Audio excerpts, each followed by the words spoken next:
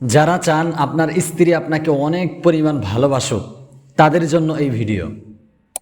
স্ত্রী আপনাকে ভালোবাসে না, পাড়ায় পাড়ায় গিয়ে আপনার বদনাম গায়, আপনাকে নিয়ে উল্টাপাল্টা ষড়যন্ত্র করে। যদি আপনি স্ত্রীর ভালোবাসা পেতে চান তাহলে এই ভিডিওটি সম্পূর্ণ দেখবেন ইনশাআল্লাহ।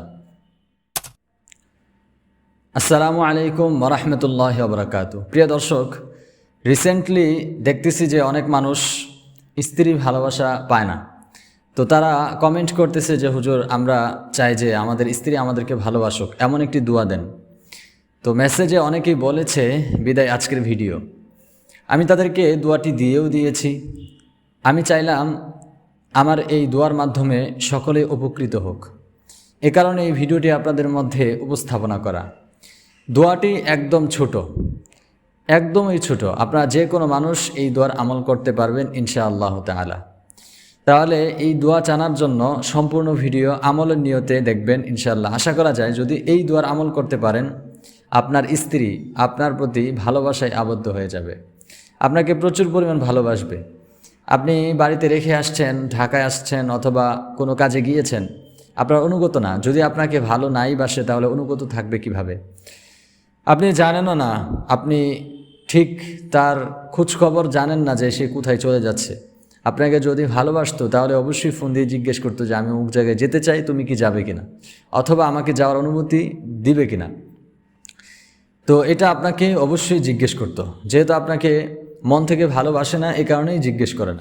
সুতরাং আজকে যে দোয়াটি শেয়ার করব, যদি আপনারা আমি যেভাবে বলে দিই সেভাবে আমল করতে পারেন তাহলে ইনশাআল্লাহ আপনার স্ত্রী আপনাকে মন থেকে ভালোবাসবে। এবং এই দোয়ার ফজিলত শুধু ভালোবাসার জন্য না, আরও অনেক ফজিলত আছে। দুইটা ফজিলত সম্পর্কে আমি বলবো। তো ভিডিও শুরু করার পূর্বে আমি বলবো, যারা আমার এই চ্যানেলে নতুন এসেছেন সকলেই আমার এই চ্যানেলটি সাবস্ক্রাইব করে দিবেন। আর যারা পুরাতন আছেন তাদেরকে জানাই অসংখ্য শুকরিয়া। অবশ্যই সুন্দর সুন্দর একটি কমেন্ট রেখে যাবেন। যারা এই ভিডিওটি দেখতেছেন, যারা আমল করতে চান, যারা স্ত্রীর কাছে নির্যাতিত, অবশ্যই এই ভিডিওতে আপনারা লাইক করে যাবেন, কমেন্ট করে যাবেন। আর এই ভিডিওটি বেশি বেশি শেয়ারের মাধ্যমে মানুষের কাছে পৌঁছিয়ে দিবেন।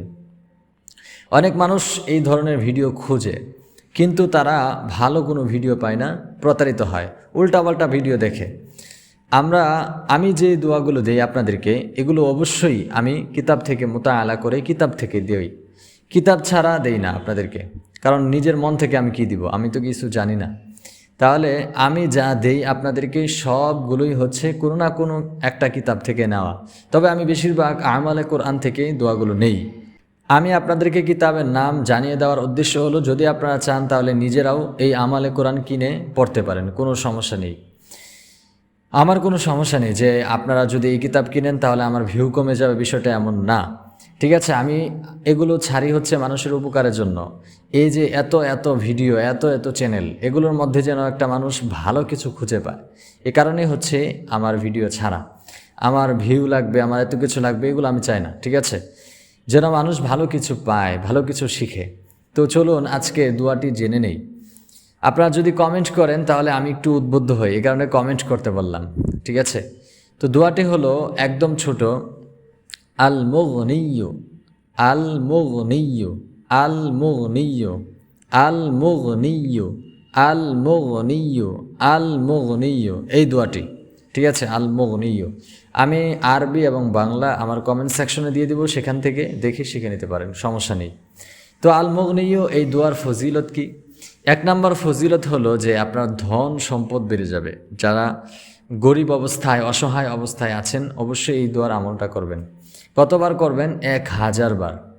1000 বার যদি করেন তাহলে ইনশাআল্লাহ আপনার ধন সম্পদ বেড়ে যাবে। তো প্রতিদিন কমপক্ষে 100 বার পড়ার চেষ্টা করবেন, 100 বার করে পড়ার চেষ্টা করবেন।